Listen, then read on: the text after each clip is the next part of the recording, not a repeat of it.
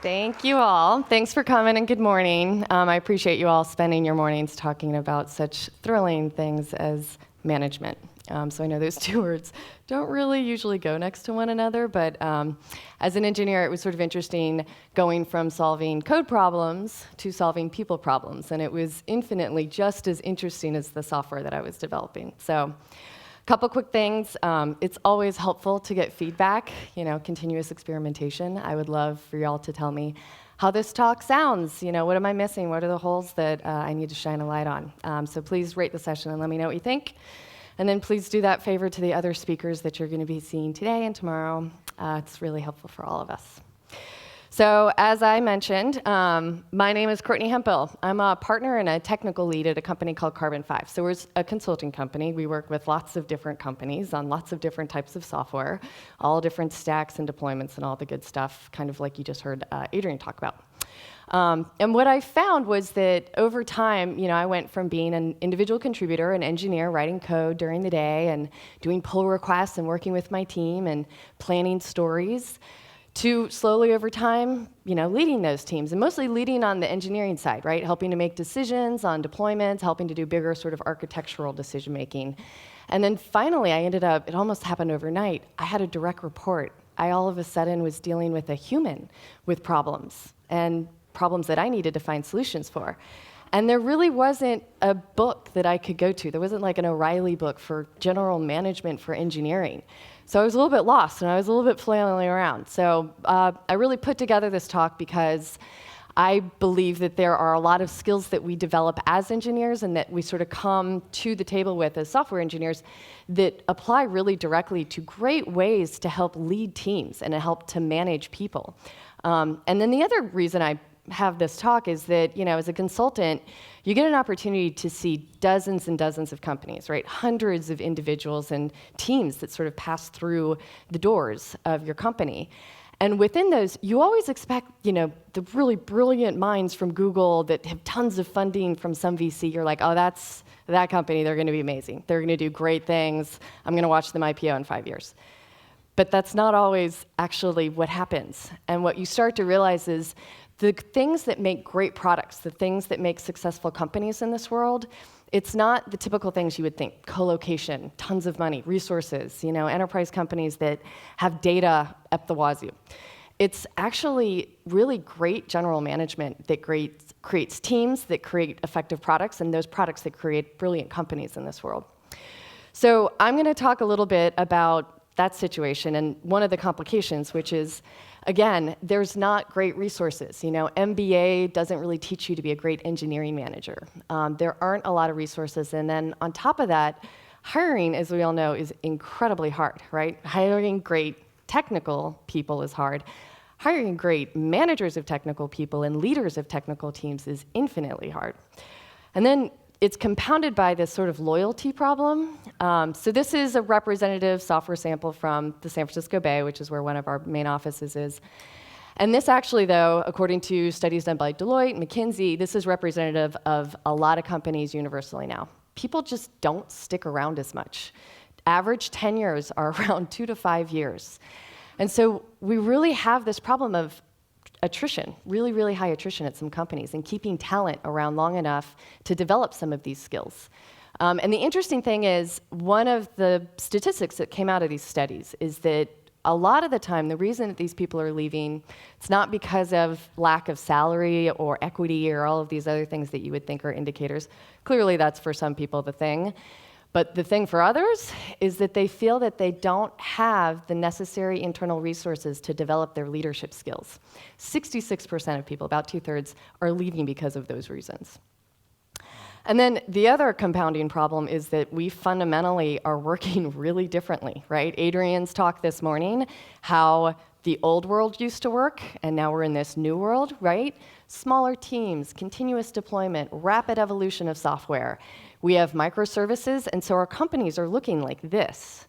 And equivalently, Conway's Law, our teams are changing, right? So we used to work way back in the day with teams that would be like 200, right? So you would have huge engineering teams. These were like 10 pizza teams, 20 pizza teams, I don't know. And we now have 2 pizza teams, and we have a lot of those teams. And those teams are relatively independent of one another, even though they're interdependent with one another. But you need managers and leaders within each one of those teams. And so really being able to level up at the scale that these companies are now creating teams, it's hard if you don't have the internal great general management skills with those teams. So there's a gap, clearly. But what I find is the interesting thing is that gap is not as hard to cross as we might think it is, right? Engineers do have amazing skills, and those skills can be translated over to helping to solve tricky people problems as well as tricky software problems. And then the last point I want to make, and it's a big one, not everyone needs to manage, right? So there is sort of this idea of a progression of a career of a person in the world, and it's this sort of tiered progression up to like the boss. But that's not everyone's dream of what they want to do with their career. So knowing that, recognizing that, and creating an opportunity for something outside of that is really important. So I'm going to talk a little bit about my experience, sort of what I went through, and I'm going to use this as a kicker for this conversation. What I want to do is to give you guys some tools that came from some really inspiring individuals and mentors and companies that we've had an opportunity to work with. But I'll start off talking a little bit about me and actually asking you guys to interact a little bit here. I'm curious, how many people here are currently managers of humans? So good majority of you. How many of you are individual contributors, you work on teams, maybe you lead those teams, but you don't have any direct reports? Okay. And then how many of you are leading teams of teams of teams of teams? So you're sort of like managing humans that manage humans. Okay, so a good many of you. Cool, so everybody's going to have their own story about how they developed themselves and how they developed their skills. This is to provide some additional components of insights and tools that I have found personally to be really helpful over time. So I started out as I didn't study computer science in college. I had a friend who was starting a company. At the time, it was called allposters.com. It became art.com. But I was the third person on the team, and this is where I learned development. So total baptism by fire. I was just making mistakes constantly, but I was learning really quickly from those mistakes. And over time, aside from just rolling up Britney Spears posters and shipping them out to college students, I developed my engineering skills. I then went on to do some sort of independent consulting, so I got to see other companies and what the difficulties and code looked like at other companies, so I developed my skills more broadly. And then finally I landed at Carbon 5, and the thing that I recognized there was that all this time that I had spent developing my skills, when I started pair programming, when I started getting mentored by these folks that had been in the industry far longer and with much more education than I had, it was like a massive acceleration of my skill set. So it was my opportunity to see what great leadership and mentorship meant for my skill acceleration, and it's something that clearly we kept moving forward with Agile XP pair programming practices with ourselves and with other companies.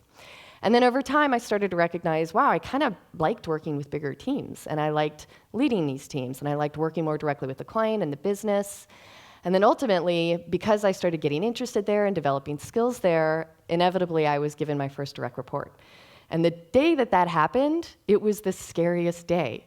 I had no problem playing around and tinkering with computers and code because you're like, it's always reversible. There's risk that is reversible there. Whereas with a human, you're like, oh my gosh, it's like becoming a parent. You're like, holy crap, I am now responsible for a human who has complexity that is beyond the scope of any program that I've ever operated with. So it was a baptism by fire again, because again, there's no Stack Overflow, right? Usually I would be able to go on a Slack channel and ask somebody about questions if I had them when it came to the software I was working with.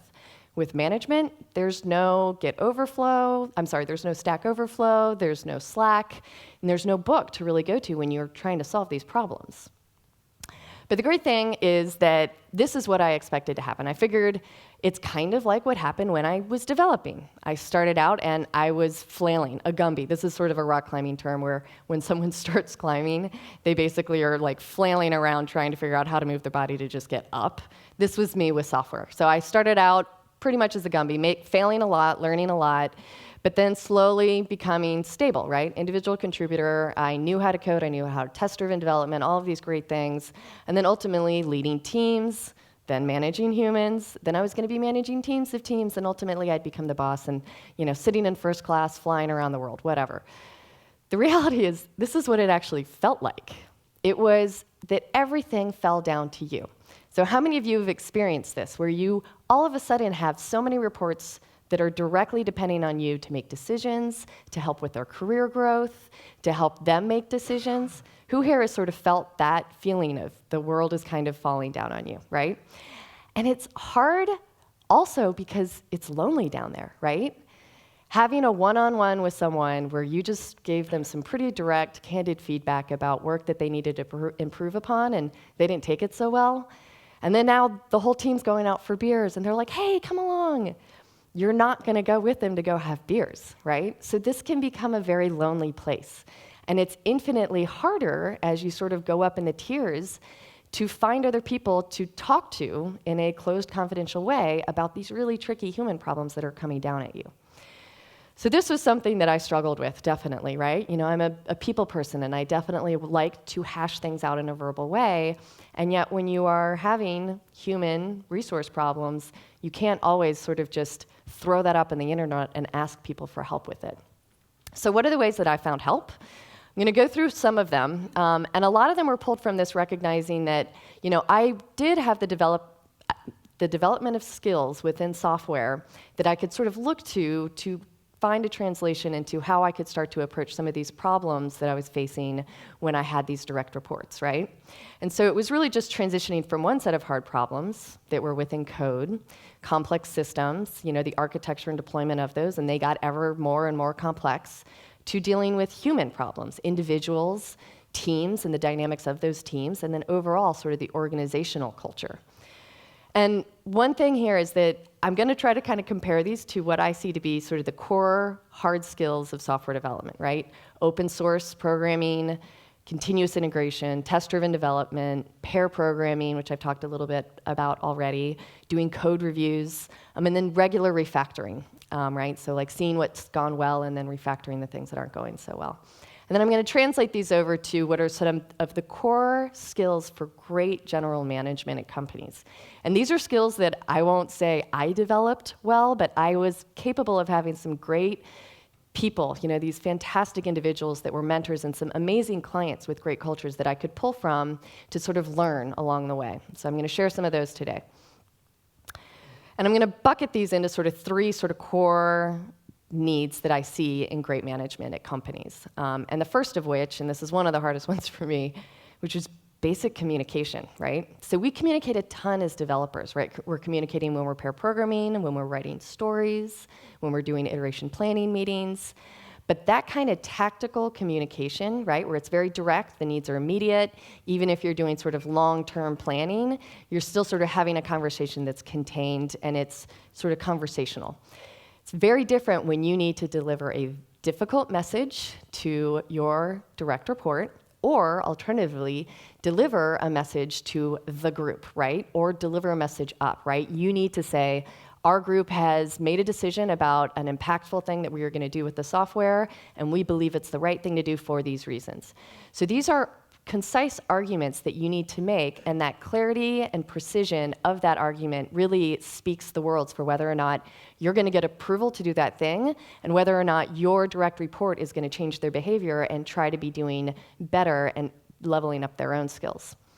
So one person that I'm going to call out here who is probably one of the least known but very successful investors in Silicon Valley is a fellow named Michael Darian. So Michael Darian is kind of a phenom. He's one of those people, when he sits up on stage, he just captures the imagination of really the room that he's in. And so he has a great storied past. He worked at eBay, he worked at Walt Disney, he started his own company. Eventually, he managed to get to Stanford, where he taught, and he was credited with having one of the most popular classes at Stanford. It was like 5% of the people that got into Stanford, of that 5% got to go to his class, and it was for entrepreneurs. And what he recognized through that course was that there was a lot of opportunity to teach general management to these early stage entrepreneurs. And so he started to both invest in them, as well as creating a educational school that he is now running under Harrison Metal. I highly recommend this class. If you have an opportunity to take it, it's called General Management 1-on-1. And he really brings in a couple of these tools that I'm going to run through with you. The first of which comes from another amazing individual, someone who I consider to be kind of a modern day hero, Barber Minto. So has anyone ever heard of Barber Minto or the pyramid principle? Nobody here has ever worked at McKinsey. It's sort of like a rite of passage at McKinsey. Anyhow, this is a technique that's great for developers because it's really a framework. It's a tool that you can use that's very actionable, and it's procedural in how to create great arguments. So Barber Minto is kind of amazing also because she was part of the first women graduating class from the Harvard Business School. She did not have an undergraduate degree, but her and 8 women schlepped across the river from the women's campus across the way to Harvard every day to get their MBA at Harvard and become the first graduating female class. So she brought to us this idea of the pyramid principle. And it's really an amazing way to start to practice communication, both verbal and written, to allow you to get the point across to people when there's a very confusing argument to be made, right? It's kind of the inverse of what we see in movies, right? In movies, you've got all of the details are slowly filtered out to you to keep you on the edge and suspend you until the end of the movie. But when you're in a boardroom or when you're in a tough meeting with people that don't have a lot of time, you want the inverse, right? You want to get to the point, state what it is that you think should be the resolution of that meeting, and then provide the supporting details. And just enough supporting details for everyone to be able to consciously and cognitively understand them. So this is something, she's got a book. Highly recommend that you grab it and read it. But this is the fundamental kind of underpinnings. And it's easy to put into practice in emails, in presentations that you do. Another sort of smaller version of this that I use a lot in emails when I've got like kind of a tough amount of information to get across to a team. Start with the situation, state it as it is. Everyone can kind of come on board because it's a situation that everyone understands is existing and everyone can agree on it. So you got the buy-in of everyone on what the situation is. And then you move to the complication. So maybe this is the thing that people don't actually know. Maybe it's something that's a surprise. Maybe it is the complication, the pain point that everyone's feeling. And then the question really falls out of that pretty immediately. And then you can either work with the group for the answer, or again, you can provide your supporting evidence for the answer. So this helped me a ton when I started to have to construct bigger and heavier arguments with both my team as well as to, either clients or kind of like the partners that I work with. Another thing is goal setting. So this is another tool that is in use quite a bit in Silicon Valley. Started at Intel with Andy Grove, and then was brought into Google by a fellow named John Doerr. Has anyone ever heard of OKRs, Objectives and Key Results? Cool, so a couple of you. Have anyone put this into practice at their companies? Nice. It's not easy, right? It's super hard. So this is something that is infinitely hard. It has to be really championed by pretty much the entire leadership team and most of the rest of the company. But it's an amazingly effective way to go sort of beyond this whole notion of just KPIs. And it's a way to set something that really starts at the top from almost like a mission and a vision of the company and where the company is going to each and every level as it goes on down. So it's really each objective hangs on each other objective. And it's a great way for everyone on down to the individual to align what it is that they're doing against the overall company. So I sort of make this akin to like continuous integration, right? When you have everyone in an organization that is contributing in a way that is within and in a line to where the company needs to go, it really gives that force of direction against that acceleration that Jessica was talking about in her keynote. And it is hard to implement this, but what you're really trying to do is you're going very broad in the scope of what you're trying to tackle. So you're thinking big. If you are achieving 100% of your key results, which can oftentimes look like KPIs, you are actually not thinking big enough. So a lot of the reason that they say they use this at Google is they're trying to do a lot of really hard things. And so they want to shoot really big, and if they get 70% of the way there, they feel like they're tracking really well. Another thing is don't have too many of these, right? You're trying to be more about the quality of them than the quantity of them. And then finally, these are frequent, right? This helps to keep teams on a continual cadence. This is kind of akin to how we do continuous deployment, right? You want to keep tracking against progress, and it really helps when you have objectives and key results that you want to see in a more frequent cadence, but that are bigger than just sort of individual software deployments. The final thing, and this is a biggie, is you're never tying this to a bonus or a compensation. And the reason for that is it kills the culture of taking big risks at the company. So this is something that difficult to try out, but you can, I have definitely had success in trying that within a smaller team, and it really helps with individuals when you're having conversations in your one-on-ones about, well, what can I do next to really help this team and this company do better and to make myself be better in this career? It's a great way to sort of hinge, okay, well, this is the objectives of our team. It aligns to these objectives of the company, and your individual objectives and key results should be this. So it's a really helpful thing to help kind of architect the way in which you can work with your direct reports. So this is another big chunk of management, and it's culture. And this is something that does not take care of itself. It doesn't just evolve naturally. You have to pay attention to culture. You have to cultivate it. You have to evolve it, you have to think about it, you have to make efforts against it. And this is something that really does have business benefits in the end. So I think a lot of time people are like, well, the mission of the company or what we do is gonna just have the culture net out. It's not true, right? And culture, if it's toxic, can do the same thing to kill a company as a bad product release.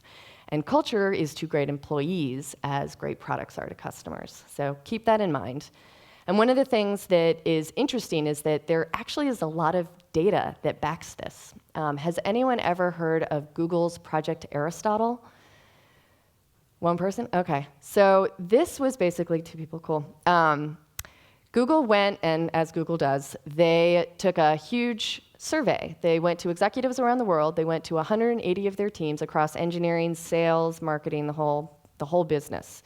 And they took quantitative and qualitative data from these teams to try to figure out what makes up great teams that produce fantastic products and great business results, right? So they were quantifiable in what they said as a successful team. They had metrics against that. And then they took the metrics against these different teams. And what they found was there were really 5 key components. And it wasn't things like co-location. And it wasn't things of, the smartest people in the team. But the topmost thing, there's other besides this, but this was in each and every one of the teams, was this notion of psychological safety. And what this really means is that these teams were capable and given trust to act autonomously, to have shared accountability within the team, and to have a very learning-centric culture within that team. And we've been able to see the same thing at Carbon 5. So we have done our own analysis with the hundreds of companies that we've had an opportunity to work with. And we've recognized that it really is a couple companies that we've seen that have just been outstandingly performant. And it's because we see them operate with this culture of psychological safety. So has anyone here heard of a company called Stitch Fix? So there's probably a lot of guys in the audience, but Stitch Fix is an online personal styling service. So this is one of those box companies. They send you clothing in a box, and you get to pick you have a personal stylist that you work with. They take a ton of data around who you are and what your preferences are, and then they continually work with that data as you work with your stylist and as you choose clothing. And what they are doing is really dramatically changing the way that clothing can be both delivered to individuals as well as how they can sort of assess what those individuals are excited about. And then how do they do it? They have 80 data scientists that work to really take and craft what fashion is and create algorithms from that. And they also have 3,500 stylists that live throughout the country that are feeding human insights into those machine learning algorithms. So it's a pretty complex process, and they have been wildly successful. So they have been in existence since 2011, and within the first 3 years, they were profitable. Last fiscal year, they recorded sales of like $730 million. So they're clearly doing well, but for me, what was most impressive was, yeah, that's great that you're financially doing well, but they have managed to maintain this culture through this rapid hypergrowth. And what we saw with that culture was this, they are very much in the microservices approach, right? And actually Randy Shoup, who was at, some of these, he's been brought up a couple times here, but he is now their VP of engineering. And so they have this micro platform, so they have individual teams that act pretty autonomously from one another. And they are interdependent, so they collaborate with one another pretty closely, but it's through sort of this API structure. And what they've found is that because these groups are capable of making decisions rapidly and deploying code continuously, pushing to production, they have been able to deploy experiments, try things out in a very lightweight manner. And if bugs crop up, they have a 24-hour team that's on call that grabs the bug, and if they need help, they grab the team who will come in and help them out. And so what this ends up happening is an amazing amount of development velocity. They can try experiments out, they can do it in a lightweight fashion, and then they can move on. And this is from the team layer on up. So it really has a ton of business value. And the other thing it has is a lot of value for the employees. They stick around, right? Because they get to see their work built on each and every day. So they're getting to see the results of their efforts continuously. And they don't have to sit around waiting for someone up on high to say, yes, I approve, go forward. So this is something that has allowed them to be amazingly fast, quick, and successful. So another component of culture is something that is, again, critical as a manager to start to understand more in depth. And this is this notion of mentoring. And I like to sort of consider this because it's what I experienced, is like a 360-degree view of mentoring. There's sort of mentoring to those that you are having as direct reports. It's also mentoring to people outside of your company that maybe you're thinking about hiring in the long run, helping to mentor up their skills, even as they exist outside of your company. It's also sort of peer-to-peer mentoring, right? Opening up yourself to getting, reception and feedback from the peers around you, many of which are doing similar things to you and are interacting with tricky problems like you are. And then finally, sort of being a good mentee, finding those people, those individuals that can help you find the tools and the techniques to help you become a better and better manager. So I'm going to talk, first of all, about this whole notion of kind of pairing, right? So we pair program, and when we pair program, we oftentimes find a better resolution to a problem that we have. We used to have a rule at Carbon 5, and we still have it. If you are stuck for more than 15 minutes on a problem, grab a pair. And we all know that, right? The second you start talking, it could be a rubber duck to start. It unlocks a lot of your thinking, right? So the same thing actually can happen when you're dealing with tricky human problems or organization problems, right? What does it mean to be able to hire more people of color at this company? Well, why don't you talk to your mentors in your network to talk about what they are doing within their companies and efforts that you might be able to try, right? So there's sort of three kind of versions of pairing. There's the journeyman apprentice. This is really sharing down.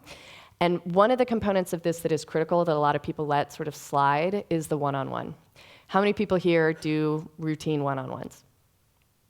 You guys are awesome. Cool. So I don't have to tell you why it's so important. And it's not just important for the people that are reporting to you, it's important for you, right? You often lose sight when you are madly dashing around a bunch of different teams on what's happening on the ground. Your one-on-one is an opportunity to hear directly from your report what's happening, right? What kind of difficulties are they encountering? What's happening within the team dynamics, right? So that you can assess that and continually take actions against it, right? Another is sort of this driver navigator. Again, this is like the peer-to-peer. Again, there's no Stack Overflow, and it's really difficult to talk about sensitive information with others. I will highly advise you to go to, does anyone here know Michael Lopp? He's the VP of Engineering at Slack. He has Rands and Repose blog. Some of you have clearly heard of him. He has created this leadership in Slack, and it's a Slack community that is fantastic. And it's basically engineering leaders. You can sign up online, just Google leadership in Slack, and become part of the community. It's people around the world. I've done face-to-faces on this platform where you're literally talking to someone in Australia. They're having the same problems you are. And it's great because it's very, code of conduct is confidential, and you can get some great insights from people who are also managing big teams. And then finally, this apprentice journeyman. A lot of the people that I'm talking about in this talk were people that I worked with on a project, but I would go and have coffee with them. And I always felt really guilty about it. I was like, oh, these people are crazy busy. They don't have time for me. But the amazing thing is that they were sort of getting the same thing that I got when I had my one-on-ones with my direct reports, right? They were getting information outside of their sphere of knowledge that they could use in their work, right? So it's really it's a universally advantaged situation when you can find someone who their experience in life is going to directly both inspire and help you in what you're doing. But inversely, they're also going to be able to get information from you that's going to help them, keep up to pace with the crazy amount of development that's happening around them. So highly recommend, finding people that you really have a valuable relationship with and spending time to develop those with coffees and lunches and whatnot. And then finally, this is one that seems like, well, duh, be authentic. It's so hard, though. I mean, as you go through your work in life and as you go through these trainings and in these conferences, it's almost like your ability to just be a human gets like drilled out of you. So being a human, bringing your human version of yourself to work is really critical. And there's a great story by someone I'm going to talk about who created a book called Radical Candor. Has anyone heard of Kim Scott? This is a New York Times bestseller. Got one person here that heard of it. I highly recommend reading this. And it's no other reason than it's just this great of like, I just want to put this into practice because I want to be this person with the people that I manage and with who I am at work. So she has a story. She's got, again, storied history. She worked at Google early on. She now is like an executive coach for Twitter and Qualtrics and Dropbox and all these other companies. And so she's, created this book that really is about how do you be authentic at work. And early on when she was at Google, she had someone who she was managing, and this person posed the question to her, how can I be the most successful person at Google? How can I advance my career here? And she just sort of looked at this person who had come out of like a Harvard MBA and was very structured. She's like, you know what, can you just show up as a human? 10 years later, this guy saw her at some conference somewhere, and he was like, that was the best advice I'd ever gotten. So I think at a manager, it's really important to recognize that it's important to be human, but to also know that your role here is to actually help people's career and to help them be successful, not just at this company, but wherever they go in the long run.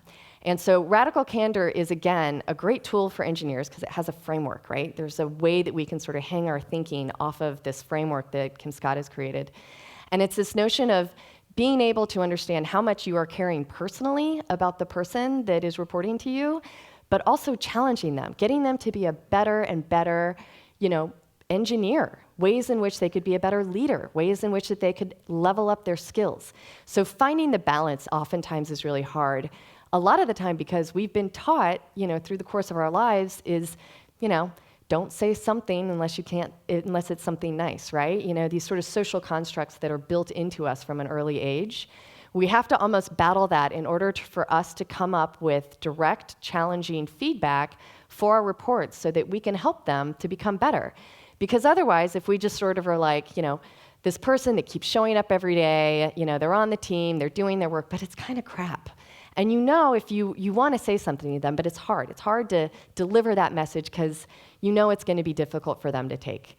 But if you don't deliver that message, inevitably, you're going to end up with someone that's not contributing, and someone at some point is going to be like, we got to get rid of that guy. And you did not do your job along the way to say, hey, man, here's a couple things that you could do to help the rest of the team be better and to help yourself advance your career. So the other component of this is that this isn't really how it leaves your mouth. Kim Scott says it's not how it leaves your mouth, it's how it's received on your direct report's ear. It's important for them to sort of assess you as well. So you can actually give this, and I've done this, where you give this to people and you say, hey, I know we've been having these one-on-ones, I've been giving you feedback, I hope some of it's been helpful. I'm kind of curious though, where do you think I fall in this spectrum with the advice that I've been giving you? Oftentimes you can think that you're being radically candid, and in fact, you're actually being manipulatively insincere. So she's got a great book, highly recommend checking this out, and it's a quick read. Another thing is retrospectives. So this is really sort of like how you refactor your team, right? We all know refactoring your code base is critical and it's super important. Refactoring your team is just as important. And one of the ways that we do people here run reflections, retrospectives at the end of the week? Cool. I'm in good company. You guys are amazing.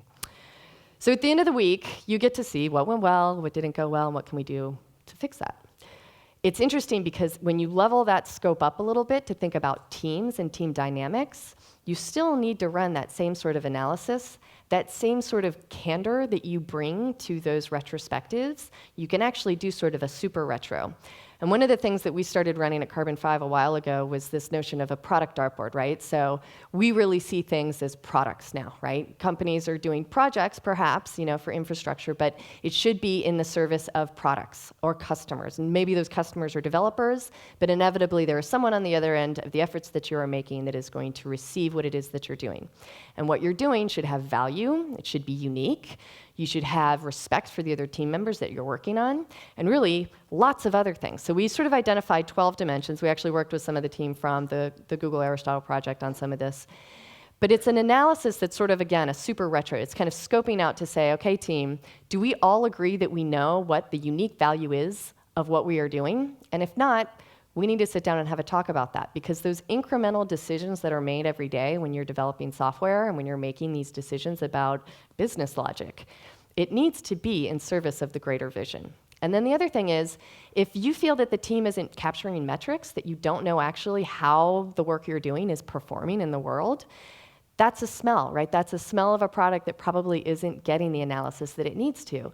So completing the Artboard is very much kind of a continual analysis tool, and you do it over time. You do it at the beginning of the project, and it really sort of helps to have some really difficult conversations around, well, if we don't feel that we're having open discussions, we need to address that, right? So you can fill this out, it's confidential when you fill it out, but then when you see the deltas between, some of the team thinks that your ability to have open and honest debate, and the other teams are like, no, I don't think anyone's listening to me, you know that that's something that you need to address as a team. So this is sort of a way to help course correct teams as they're moving along on maybe long-term engagements. So finally, I want to kind of go back to that whole notion of not everybody needs to be a manager. So how many people here still get to code or want to be able to code again? Cool. So I think it's really important to understand that there are going to be people that you manage within your organization that are not always going to want to have to deal with the human component, right? And these are hugely valuable. And it's important to consider this because the running paradigm is that the way that you advance your career, that you get more money, that you get respect and placement at a company, and that you would stay at a company is through this progression that inevitably involves management. But it's not true. There are two really paths that we're seeing a lot of companies start to put into place in a fundamental way and in a very transparent way across the organization. And one is the original progression that we've been talking about, this notion of you start out managing yourself, advancing your own career, then you're helping others with their career, then you're helping to sort of like manage against teams and the coordination of those, and then ultimately you get this bigger sort of 50,000-foot view of the organization, right? So that's one sort of scoping up. But the other scoping up is something that's just as valuable for an organization, can run completely in parallel, and it's just as respected of a track as that first one. And I think that's the critical component, giving distinct titles, roles, and responsibilities for the people that are really going to be mentoring on the skill side and on the leadership side of engineering talent within a company. So having these both be seen in a company as options for progression of your career will help keep great talent at your company and also allow that talent to do the things that they really want to do, right? They become mentors that level up people from the skill side. They also collaborate directly with you because when someone expresses an interest in something like, I want to look into security, you can show them directly to someone who can help manage their progress within leveling up their skills within security from someone that's been doing it for the past 5 years, and they are sort of seen to be the leadership, if you will, the engineering management of that skill or competency. So it fits really nicely in with this whole notion of like tribes and squads and guilds. And I think it's incredibly important, though, to also make sure that people within the company understand that this is an option for their progression and that there's really sort of this dual path leadership. So that's pretty much the tools that have helped out me. There's lots more. I would love to hear some feedback if anyone has any questions. I'm definitely open to hearing if people here have sort of tricky situations that they are willing to talk about. But thank you. Feel free to get in touch. I'm Courtney at Carbon5, or you can reach out to me on Twitter.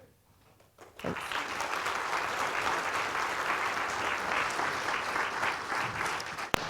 Thank you very much. We have indeed some questions in the app, so I will start with that. I need another hand, sorry. Yeah. There we go. I think the last one actually answered it, but I will read it again. How to make the transition from being a software engineer to a leader manager? It seems to be two opposite paths that you have to choose between. So the sooner the better, maybe?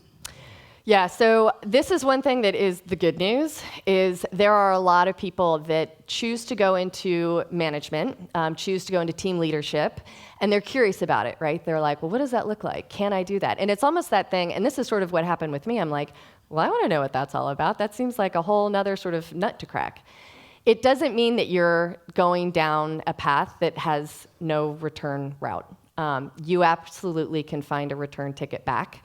And I think that there is sort of a critical component to keeping sort of your outside interests and really your ancillary work within the company close to the code.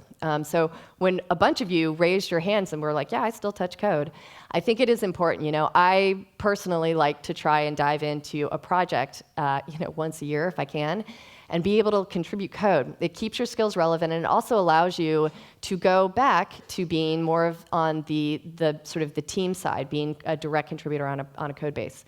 So there really isn't, you're not going to totally silo yourself and find that you're drifting away from this sort of core technology contribution that you loved when you started out. I will say though that sometimes people get pulled in that direction because they like it.